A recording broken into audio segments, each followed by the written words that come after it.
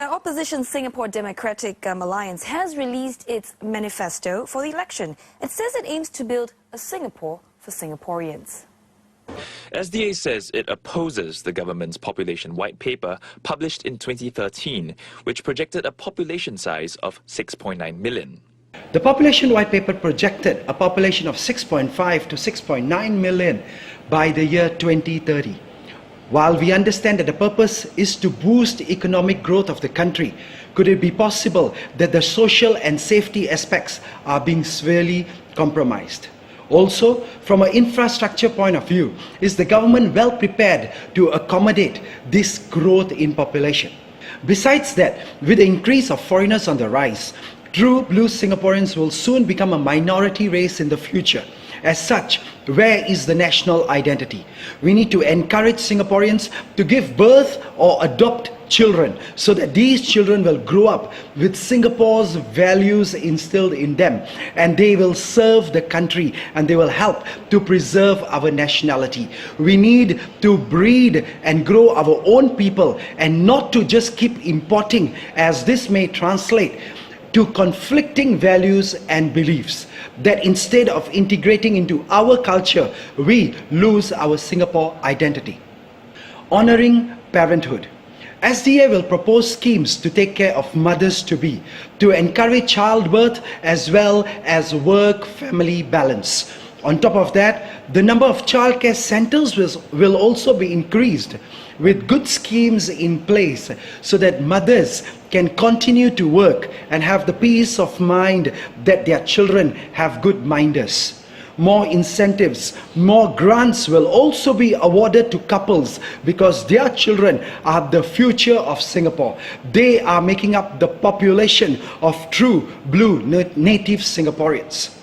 SDA proposes that all children should be taken care of well in every way and treated fairly. We will advocate the same rights, the same benefits, the same grants, the same welfare for single parents so that they can support their children and continue to play dual parental roles to their children. The true blue Singaporean.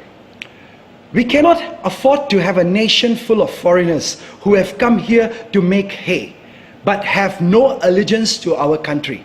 In the event of war, or if this ship sinks, will they flee back to their homeland? Would they even care about our history? Would they even care about what Singapore is really made up of?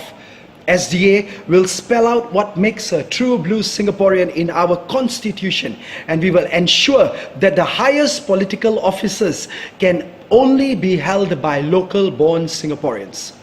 SDA will stand firm on saying no to 6.9 million population because we treasure our unique identity made up of 4 main races living harmoniously as one, and we will stand up to hear the lion roar. We will stand up against the PAP policy of mass importing foreigners into Singapore. We will preserve a Singapore for Singaporeans value strongly, and everything essential and beneficial shall always be for Singaporeans first. And it plans to fight hard to do away with the CPF minimum sum. It will fight for more affordable public housing and heavy government subsidies, and for more rental units to be made available for young couples waiting to get their flats. To reduce healthcare costs, the SDA is advocating a fully liberalized Medisave scheme, where Medisave funds can be used without caps to pay for hospitalization, outpatient charges, and private insurance coverage. On transport, the party is pushing for a more liberal transport sector to encourage more competition for tenders. The SDA says it advocates a Singaporeans first policy for jobs. It also supports a minimum wage scheme, which the party says will help citizens cope with high costs of living. And finally, it also wants to do away with the current streaming system in schools. Ladies and gentlemen, please support Singapore for Singaporeans, Singaporeans First policy, Singapore Democratic Alliance. Thank you.